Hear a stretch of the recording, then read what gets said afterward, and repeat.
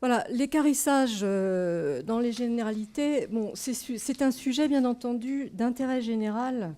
L'équarrissage, en fait, consiste à récupérer et à traiter tous les animaux morts. Et bien entendu, l'État, depuis longtemps dans sa lutte contre les maladies, a pris à bras-le-corps cette problématique d'équarrissage. Et c'est pour ça qu'il a longtemps été financé avec des systèmes qui étaient un petit peu plus indolores, notamment dans la filière équine. Et c'est donc depuis le 18 juillet 2009 qu'on est passé d'un système où on avait un financement donc avec un marché public fait par l'État et donc un financement partiel par une ponction, une taxe d'abattage, donc un système géré public, à un système privé dans le principe pollueur-payeur et du coup une contribution des éleveurs beaucoup plus conséquente. Et surtout dans une filière comme la filière équine, où finalement on n'a pas d'organisation avec une interprofession qui permet, et puis bon, on va voir à la suite les paramètres qui influent dans cette filière. Et donc à partir de 2009, on a eu la création des ATM, qui sont les associations animaux trouvés morts.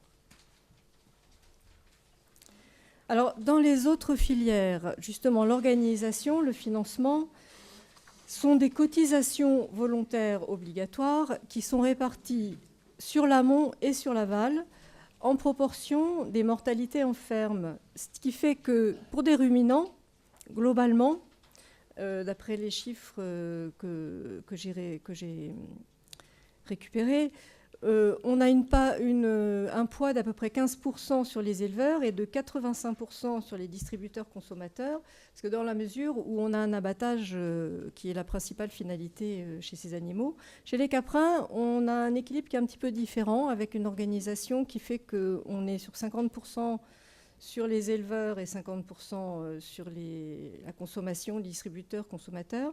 Et chez les porcs, vous voyez, on est à 25-75%. Dans la filière équine, on a un rapport complètement inversé du nombre d'animaux équarris par rapport au nombre de chevaux abattus. Paul nous a expliqué la filière chevaline, bouchère chevaline, qui est un petit peu en difficulté. Et donc, on a quasiment 2/3 des chevaux qui sont équarris pour 1/3 de chevaux abattus. Ce qui fait qu'on s'est posé la question en 2009 pour la filière équine de savoir comment on allait financer, finalement, puisqu'il faut maintenant trouver un financement du système. Donc, si on considère que... Alors, la première question, est-ce qu'on peut compter sur une cotisation ?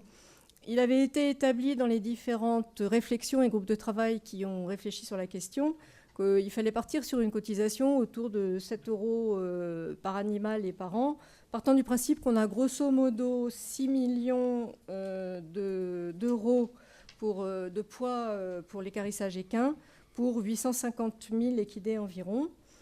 Alors ensuite, à qui faire payer ces fameuses cotisations ?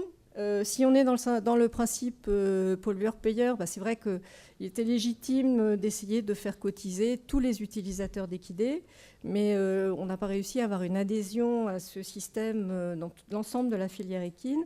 Puis quel mécanisme utiliser pour faire cotiser l'ensemble des équitants ou des utilisateurs ou des détenteurs d'équidés sans que finalement le poids de la récolte financière vienne plomber le système.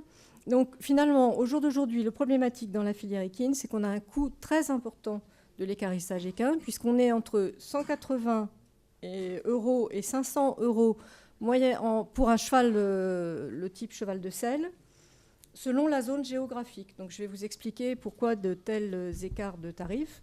Et donc du coup, on a une augmentation des enfouissements avec un véritable danger sanitaire. Et là, je vous renvoie à ma première diapo où on voit bien que l'équarrissage, c'est quand même une problématique sanitaire. Alors, l'organisation de l'équarrissage équin, suite donc à la privatisation en 2009, on a eu la création de deux entités, deux associations se sont mobilisées et ont abouti à la création de l'ATM Équidés Angers, donc Association nationale pour la gestion de l'équarrissage des équidés, qui implique plus de 40 organismes de la filière équine, donc quand même une très large transversalité. Le principal objectif de l'existence de l'ATM, c'est de participer aux négociations tarifaires avec les équarrisseurs aux côtés des autres ATM. sachant que les équidés, ça ne représente que 4% du gisement total de carcasses à ramasser. Donc l'ATM Angers passe un contrat avec chaque groupement d'équarrisseurs, sachant qu'il y en a 4 ou 5 sur le territoire. Il y a une facturation qui est faite par les équarrisseurs à l'ATM, donc ils n'ont pas de crainte d'impayés. La traçabilité des équidés, qui est quand même une grosse problématique au niveau de l'équarrissage, puisqu'on sait qu'aujourd'hui, on a seulement 20% des identités de chevaux équarris qui sont connues au CIR, ce qui est quand même assez déplorable. Donc, dans le cas du passage par l'ATM, on a une traçabilité totale, puisque le cheval, il est déclaré et on le connaît, on le trace. Et donc, l'intérêt de la traçabilité également des équarris, c'est de la lutte contre les enfouissements, bien entendu. Donc cette traçabilité totale, même si le passeport n'est pas remis par le détenteur, sachant qu'on a un facteur affectif important qui justifie cette rétention des passeports par les détenteurs d'équidés. On a une relation donc client-fournisseur qui devrait permettre d'imposer certaines modalités aux équarrisseurs, puisque finalement ils sont prestataires pour l'ATM. Mais en fait, ce n'est qu'une théorie. Et donc, malgré tous les multiples avantages que présente l'ATM Angers pour les équarrisseurs, on doit faire le constat qu'il y a quand même des réticences de certains équarrisseurs à la promotion de l'ATM Angers, qui aujourd'hui, au bout de 5 ans d'existence, représente 13% de part du marché. Alors, le fonctionnement de l'ATM Angers et ses limites, donc c'est une association, elle fonctionne avec un bureau, une assemblée générale annuelle. Elle bénéficie de l'appui d'un avocat qui est également impliqué dans la défense des intérêts des autres ATM, un expert comptable, un secrétariat, donc c'est quelque chose qui fonctionne très bien. Et son président, que vous pourrez interroger, Jacques Arthuis, est parmi nous. Par convention, l'IFCE centralise la gestion des déclarations de mort pour en faire bénéficier, tous les détenteurs peuvent bénéficier des tarifs négociés par l'ATM. Donc la déclaration, le système, elle se fait uniquement par Internet, sur le site de l'IFCE qui renvoie sur un site dédié ATM Équidés Angers. Le paiement doit se faire en ligne par carte bancaire, ce qui peut générer certains freins. Et toute personne peut déclarer un cheval mort du moment, et le faire passer par l'ATM, du moment qu'il paye son enlèvement, à partir d'un numéro CIR. Ça veut dire qu'au jour d'aujourd'hui, la contrainte, c'est d'avoir un numéro CIR. Donc c'est quand même une contrainte, parce qu'on a encore une population de chevaux non immatriculés en France. Et c'est vrai qu'il faudrait pouvoir faire bénéficier ces chevaux non immatriculés de l'ATM, quitte à avoir un système allégé qui permettrait au moins d'avoir l'information concernant ces équidés non identifiés au moment de leur mort. Et puis, quand il s'agit de foals qui sont donc tracés, donc des foals issus de saillies déclarées, qui sont donc tracés par le numéro de saillie de la mère, on a un système avec appel téléphonique au CIR qui permet d'obtenir un numéro CIR provisoire et qui permet de faire enlever par l'ATM un foal de l'année. Alors, l'explication concernant les tarifs pratiqués par l'ATM Angers. Alors, ce n'est pas compliqué, les tarifs d'équarrissage, ils sont fonction des densités de population animale, donc des cadavres à ramasser, et des distances en kilomètres. La stratégie de l'ATM, la stratégie tarifaire, c'est une stratégie avec une volonté de mutualisation. Donc, vous voyez sur la carte qui est là-bas que finalement, quand on regarde les tarifs entre 2009 et 2014, des tarifs qui sont négociés par zone, et des écarts importants, puisque vous voyez qu'en Bretagne, on est à 297 € la tonne, alors que dans le sud-est, on est à 1276 € la tonne. Mais il faut savoir qu'en Côte d'Armor, il est ramassé 30 000 tonnes par an, alors que dans l'Hérault, il est ramassé 380 tonnes par an. Donc vous comprenez que ça explique quand même des écarts tarifaires importants. Et si vous regardez le petit tableau que j'ai mis en haut à droite, là, dans le département 29, il faut faire 30 km pour ramasser un cadavre. Dans les Alpes-Maritimes, il faut faire quasiment 400 km. Donc sur la deuxième carte, vous voyez la répartition actuelle des ramassages par les équarrisseurs et des tarifs, sachant que les bons comptes et les belles performances financières de l'ATM ont permis, en novembre 2014, de plafonner le tarif maximum qui se situait au-dessus de 1 000 euros. Donc les tarifs à 1 500 euros ont été plafonnés à 1 000 euros, permettant de redescendre le tarif d'un cheval de selle à 500 euros au lieu de 750. Alors, progression constante des parts de marché de l'ATM, puisqu'on voit qu'entre 2009 et 2014, on est arrivé maintenant donc à un petit peu plus de 13% des parts de marché. Donc donc, bien entendu, très favorable et qui montre quand même que cette association est intéressante, hein, ça se développe. Le bilan financier. Alors, au niveau du bilan financier, on voit qu'en 2014, on est arrivé à un déficit au départ, si vous voulez, une marge, disons, négative de 15 000 euros. Sachant que le déficit, il est en très régulière diminution depuis 2009. Donc, on voit que petit à petit, on a une montée en puissance et il faut ajouter à ces 15 000 euros des frais de fonctionnement annuels dus au fonctionnement de l'IFCE, l'avocat, l'expert comptable, etc., de 60 000 à 80 000 euros. Et on partait d'une subvention d'État de 550 000 euros qui a donc été consommée les premières années de déficit.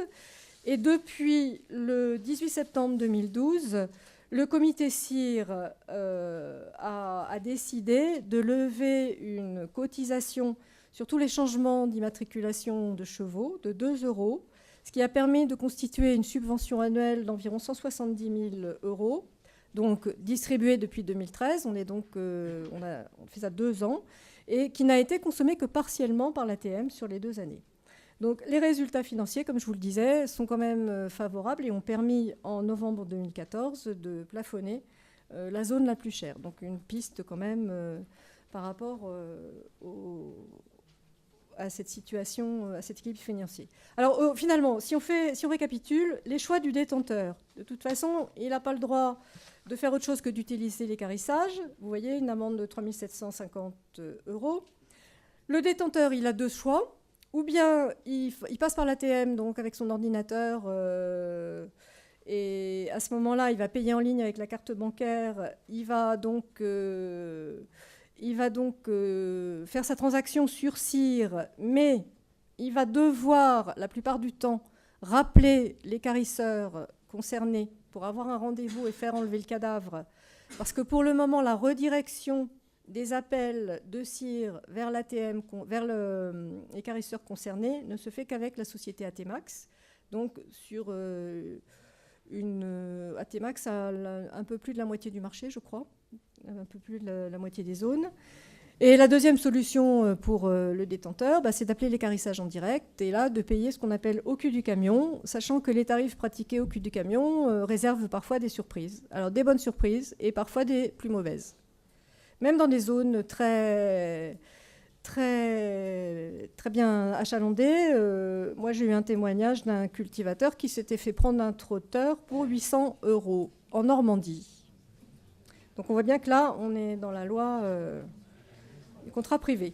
Alors, à savoir quand même que le vétérinaire reste l'interlocuteur privilégié dans le cadre de la mort d'un équidé et que c'est donc dans ce que disait tout à l'heure Jean-Yves, il y a une réflexion à apporter par rapport au rôle du vétérinaire dans la promotion de l'ATM. Et la réglementation, le code rural, oblige les détenteurs professionnels à avoir un contrat avec un équarrisseur. C'est-à-dire qu'en théorie, il faudrait avoir soit une adhésion à l'ATM, soit un contrat avec l'équarrisseur quand on est professionnel du monde du cheval. Alors, les GDS, de leur côté, ont, dans leur section équine, développé des services, puisqu'en fait, l'équarrissage est quand même une problématique de la filière. Et donc, on voit qu'on a une petite dizaine de départements qui ont mis en place des choses avec une mutualisation, et on retrouve des cotisations à hauteur de 8 euros. Alors, il y a différentes formules. Dans certains départements, l'équarrissage n'est pris qu'à moitié du tarif, et du coup, la cotisation est moins chère. Il y a un département où il y a eu des essais de fait avec une assurance par le GAN, Et puis, vous voyez, encore quelques départements qui sont en projet, mais qui donc, toutes ces initiatives, bien entendu, sont très intéressantes. Malheureusement, ça touche quand même qu'un petit nombre de détenteurs.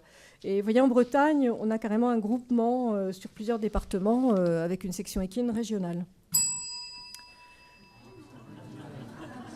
Alors, sur cette problématique de l'équarrissage, le ministère a mandaté un rapport du CGAER qui a fait des préconisations. Et dans les préconisations du CGAER, il y avait la promotion de l'ATM, sachant qu'avant de faire la promotion, il faut que l'outil fonctionne bien. Et le CGAER insistait également sur les carences et les défauts de traçabilité concernant la filière équine par les équarrisseurs. Alors, juste une petite remarque concernant donc, les choix idéologiques d'exclusion de la consommation. C'est vrai que c'est un choix qui est exclusif du propriétaire. Le détenteur ne peut pas le faire. Hein. Le détenteur ne peut le faire que sur raison médicale avec le vétérinaire. Comme c'est un choix irréversible, il y a quand même une atteinte, une problématique de droit de propriété, et le nouveau propriétaire d'un équidé peut ne pas avoir envie d'assumer les choix financiers faits par le précédent propriétaire. Donc en fait, c'est vrai que le maintien de l'exclusion idéologique, on pourrait dire, devrait plutôt être organisé dans un système contractuel d'engagement privé avec une entente entre les propriétaires successifs, sachant que la problématique sanitaire avec la traçabilité des médicaments et l'information due sur la chaîne alimentaire est une problématique complètement différente et à voir de façon complètement différente. Alors, les perspectives, c'est un sujet qui a été largement débattu, qui a fait l'objet d'un groupe de travail encore fin décembre 2014. L'utilité de l'ATM n'est pas contestée. Le rôle pivot du vétérinaire est ressorti dans ce dernier groupe de travail, parce que c'est un événement quand même qui reste exceptionnel pour chaque détenteur d'équidés. On a relevé le sentiment d'un manque de notoriété de l'ATM, d'où le besoin d'un travail pour améliorer cette notoriété et donc améliorer cette fréquentation. Et des questionnements par rapport à une tarification de certains équarrisseurs qui peuvent être moins chers que l'ATM et la nécessité d'associer des services un petit peu plus élaborés au niveau de la déclaration des chevaux sur Internet de manière à pouvoir avoir la prise de rendez-vous avec l'équarrisseur plus facilement. Et donc une enquête, du coup, a été décidée, c'est ce que disait Jean-Yves, auprès de vétérinaires et de détenteurs. Et les résultats de cette enquête, en fait, sont assez intéressants et devront être travaillés.